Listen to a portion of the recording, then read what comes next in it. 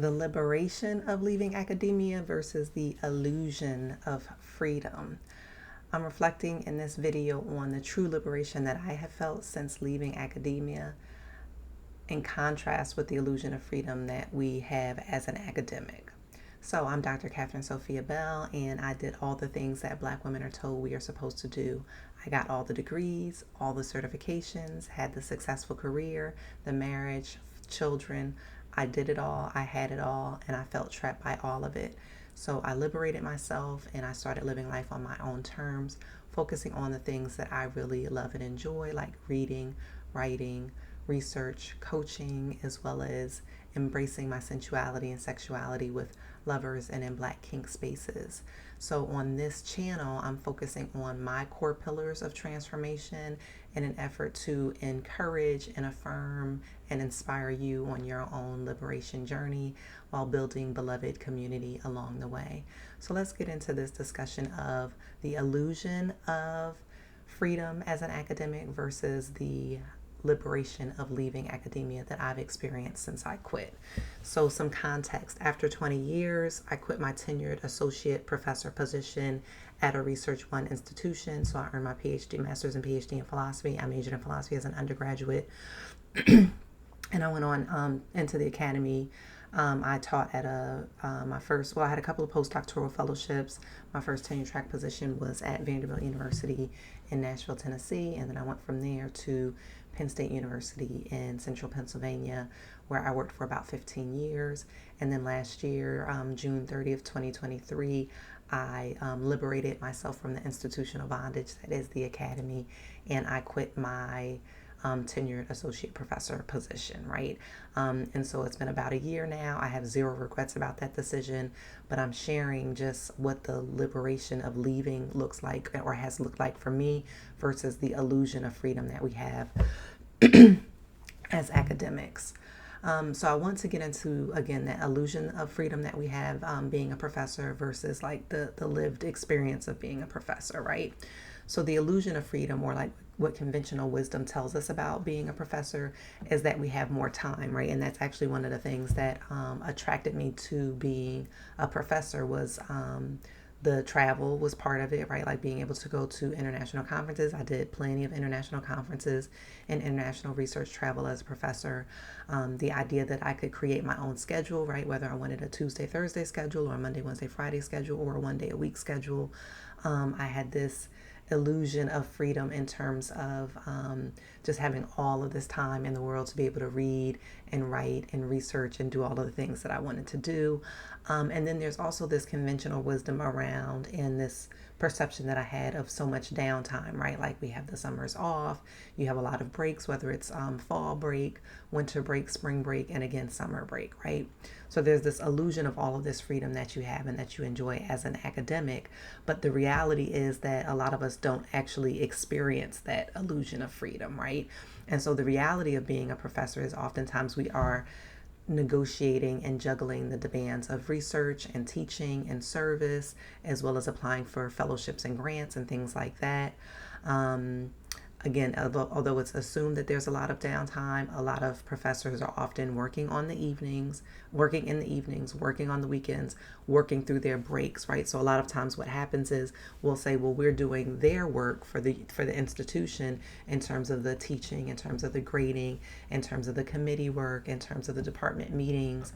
We're doing all of their work during the academic year, and then we catch up on quote unquote our work during the breaks, and then our work is usually the research stuff, right? And what's interesting is, especially if you're at a research institution, the research is actually the primary qualifier for you, or the primary thing that you're judged on in order to qualify to get tenure and promotion, right? So it's the publish or perish mentality, right? Like if you don't publish what you're expected to publish as an academic, then you will not get tenure and promotion, right? And so it's interesting that we get into this pattern of doing our work, which is the research, evenings, weekends, and on breaks, while we give all of the other time for the service, for the teaching during the academic year. And so what ends up happening is like you have to get that research done in order to get tenure and or in order to get promoted. But you lose out on, again, that illusion of freedom of having the evenings off, of having the weekends off, of having all of these breaks because you're working during those times.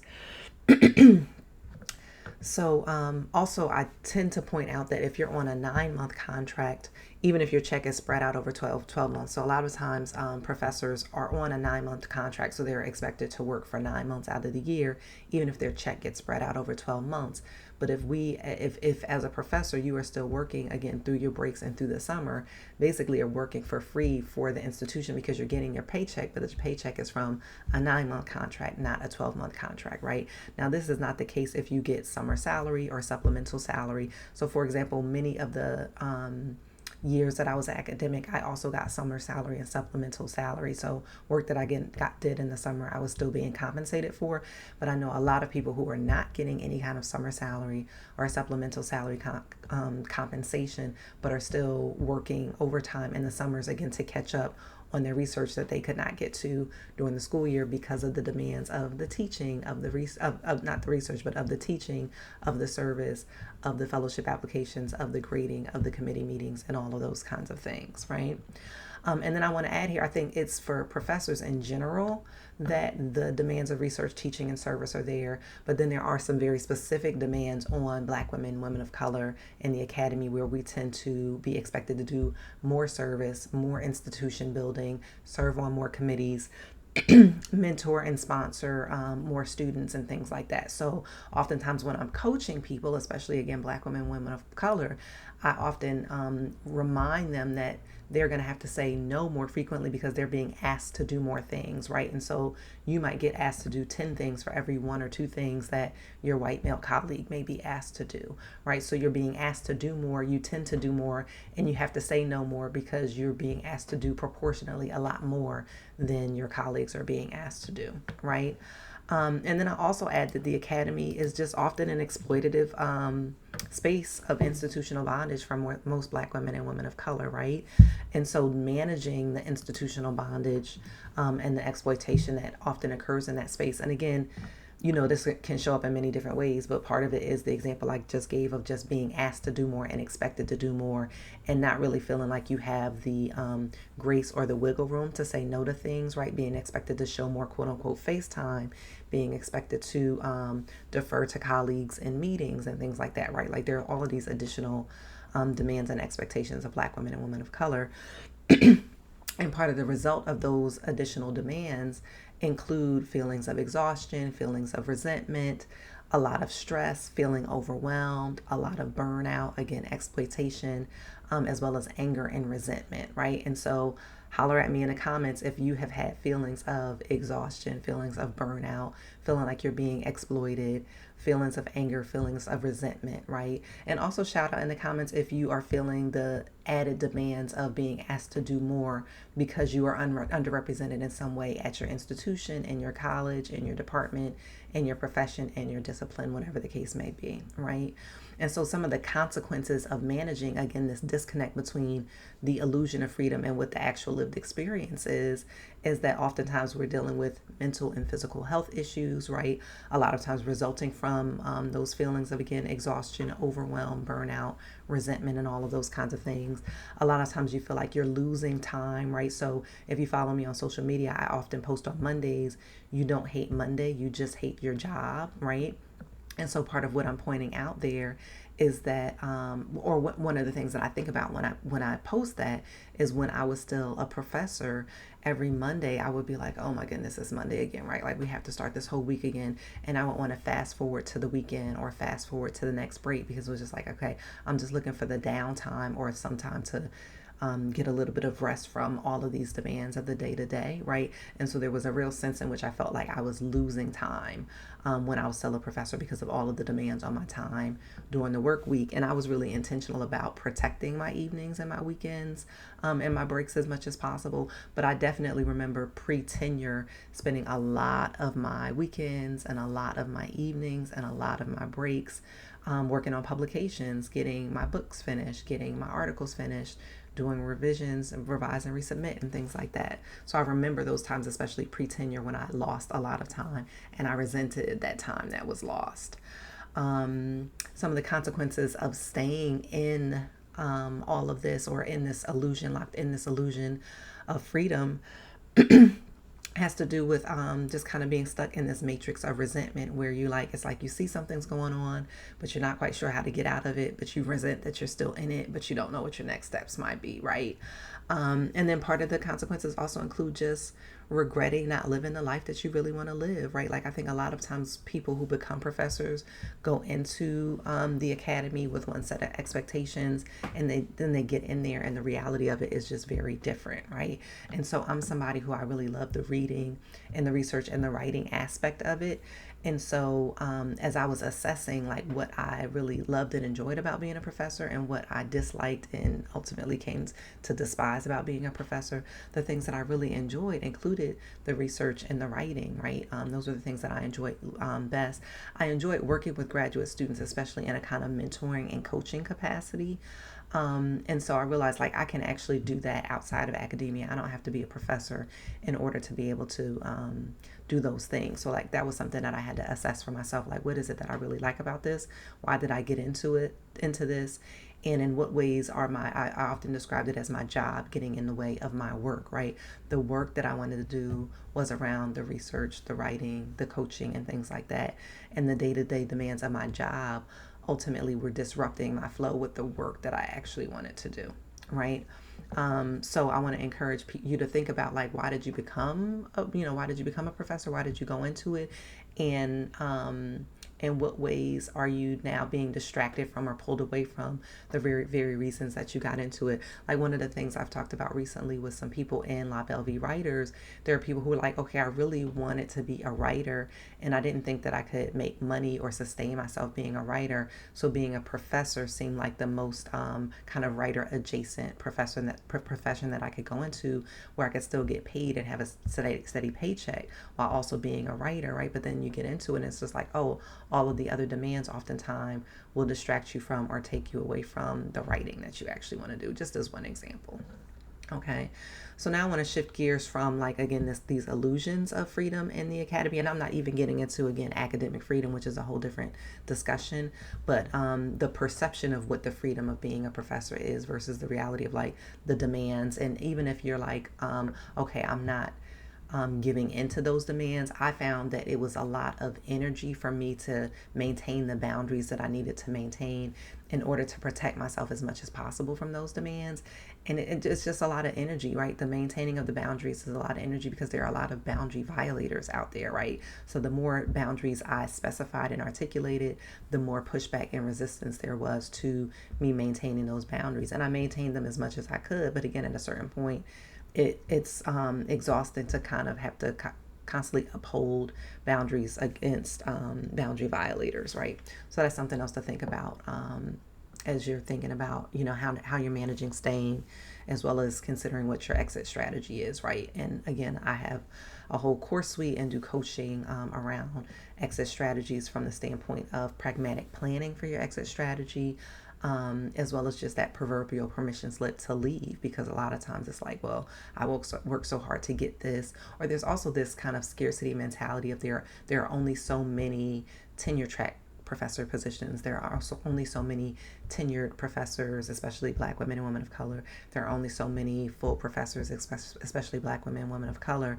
And so there's this sense of obligation because there are so few slots, and you happen to get one of those slots that you should not give up that slot because there's just it's a scarce resource that shouldn't be given up. And so you look at yourself often. Like I've often had clients say, "Well, I'm really fortunate to be able to have a tenure track job," or "I'm really lucky to be able to get tenure." And it's just like, no, the academy is fortunate to have you, and you have done the work to earn tenure, right? So I often try to help my clients and professor friends who are still in a professorate reframe that, I feel lucky, I feel fortunate, because the fact of the matter is the academy needs you more than you need them, and the academy doesn't actually deserve you. Again, that's another video, so I'm not going to go down that road just yet. But I do want to touch on, again, my experience of liberation from leaving the academy. And again, it's been about a year for me. And of course, I'm a philosopher. So in philosophy, we often talk about, especially in social and political philosophy, we often talk about freedom as both freedom from as well as freedom to. So you're free from doing certain kinds of things and you're free to do certain kind of things, right? So for me, my decision to leave the academy gave me freedom from things like like department meetings and committee meetings, which were like the bane of my existence.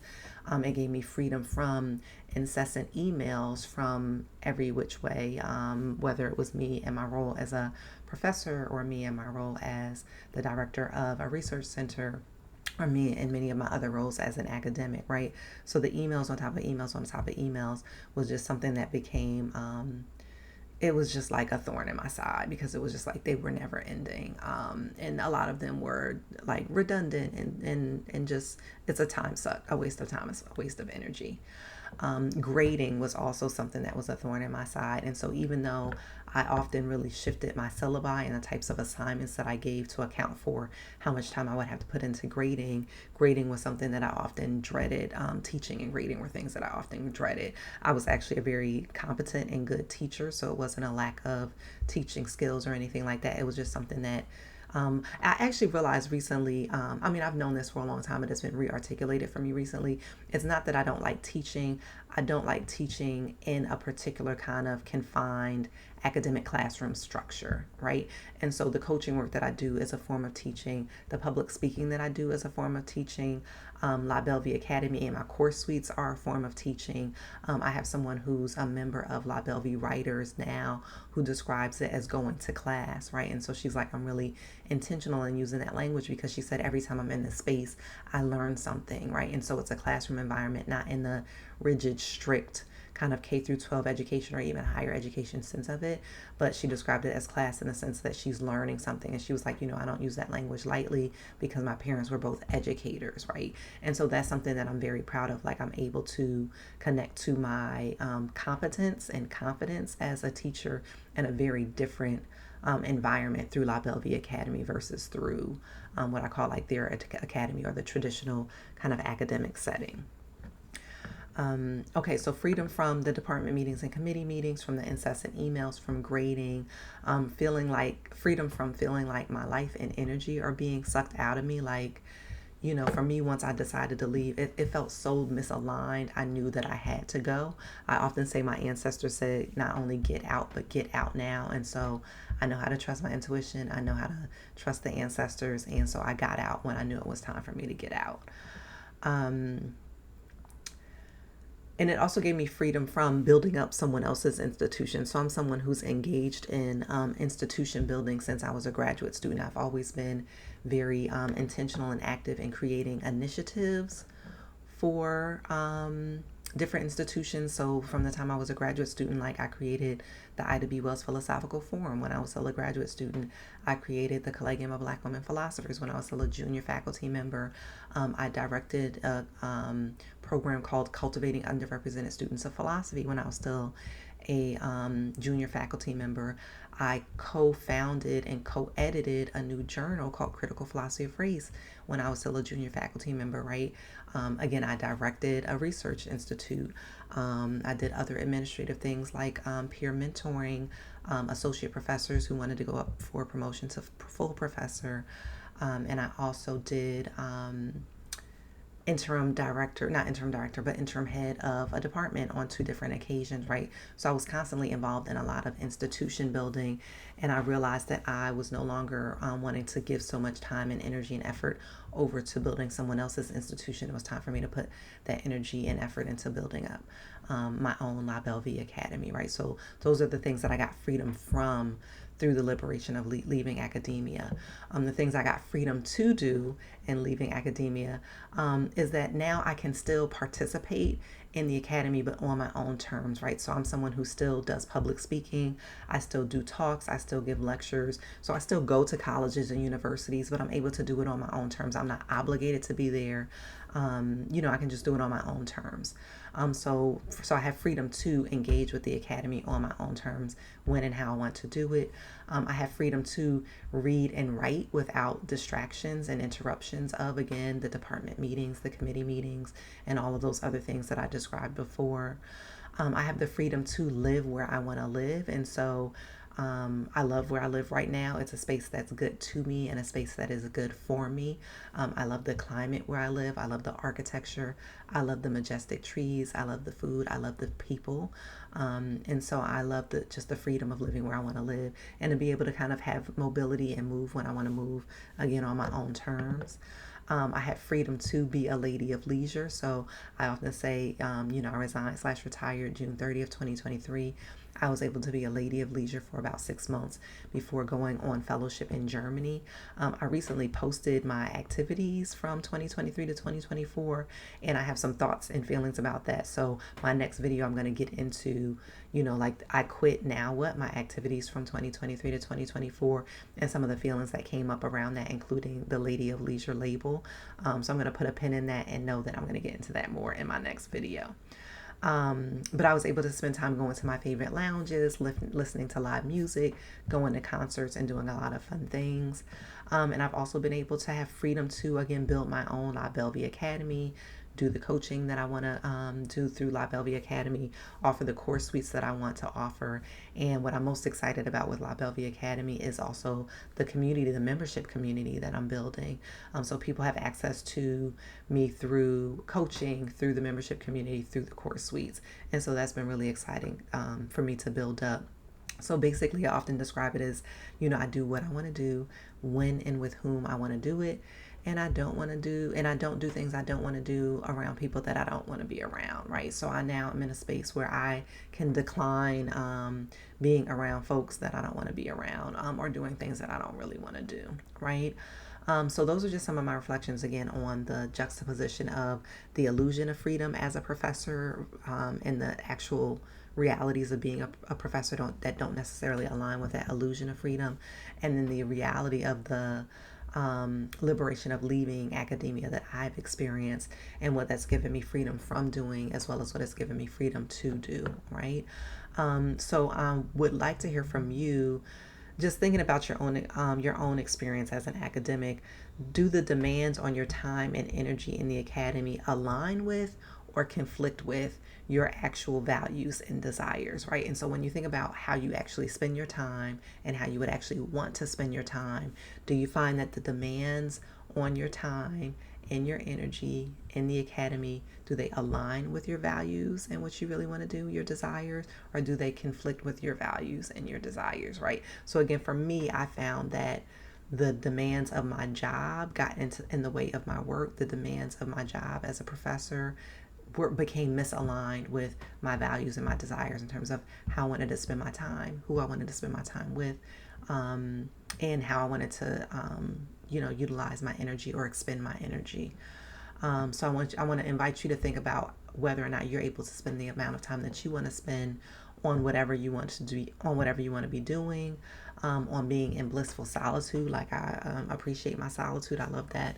Worcester Shire quote, "My alone feels so good. I'll only have you if you're sweeter than my solitude," right?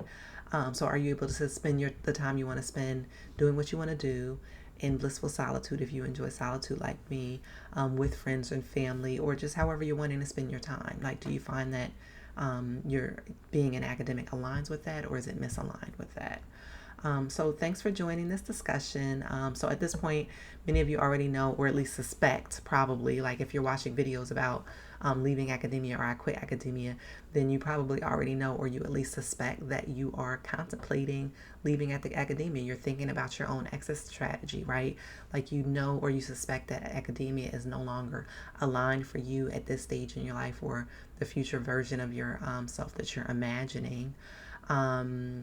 And or you're realizing that it does feel very exploitative, right? Like it feels like institutional bondage, and you're ready to start your exit strategy. And so for some people, I think I often compare this to, I often do this because of course I do high achievers. I do high achievers too, but I also do happily unmarried. And I often say, like, in the same way I knew when it was time to leave my marriage, I knew when it was time to leave the academy. In the same way that I have zero regrets about leaving my marriage, I have zero regrets about leaving the academy. But also in the same way that I knew I wanted to leave the institutional bondage of marriage, period, right? So for me, becoming happily unmarried and delightfully divorced was not just about the particular person that I was married to. It was about me no longer wanting to be engaged in marriage as an institution, right? And so I have similar sentiments around the academy, right? Like, it's not that the particular institution where I worked wasn't a good fit. There's something about the academy more broadly that was no longer aligned for me to be working in it from the inside in the way that I was. So again, I'm willing to continue to have contact with the academy, again, on my terms, coming in as a speaker or coming in to give a keynote address, or even coming in as like a visiting professor where I'm not doing the institution building, but again, I'm speaking, I'm giving a couple of lectures and things like that. Like, that would be my engagement with it on my own terms. But I'm no longer willing to be in a place where people are making certain kinds of demands on my time, on my energy, and things like that. So I say that to say, I was like, why did I just say that? I said that to say, for some people you're thinking, well, I just need to move institutions. This institution is not a good fit. And of course you can go on the market and try another institution. But for others of you, you're thinking like, okay, this is not just about this institution. This is about the academy more generally. And there are other things that I want to do that transcend the limits of what you feel like you're able to do within the academy itself. So I say all of that to say, that is what I'm here for. That is what I do. So of course you are welcome to join the exit strategy course suites and community that I have going. You're welcome to work with me one-on-one in terms of your own exit strategy, and there are links in my bio for all of that. I will say again, my next video is going to be I Quit Now What? My activities after leaving academia from 2023 to 2024. And this is inspired by some posts that I recently put up, and then I had some thoughts and feelings about that. And I said, okay, I need to do a longer video about this on YouTube. So the next video is going to be on I Quit Now What? My activities after leaving academia between 2023 and 2024. So of course, you're invited to subscribe to the channel. You're invited to please like, comment, and share this video if it resonates with you, if you know people, other people with whom it will resonate. And again, what to watch next. I Quit Now What? My activities after leaving academia for 2023-2024. Thanks for joining. See you next time.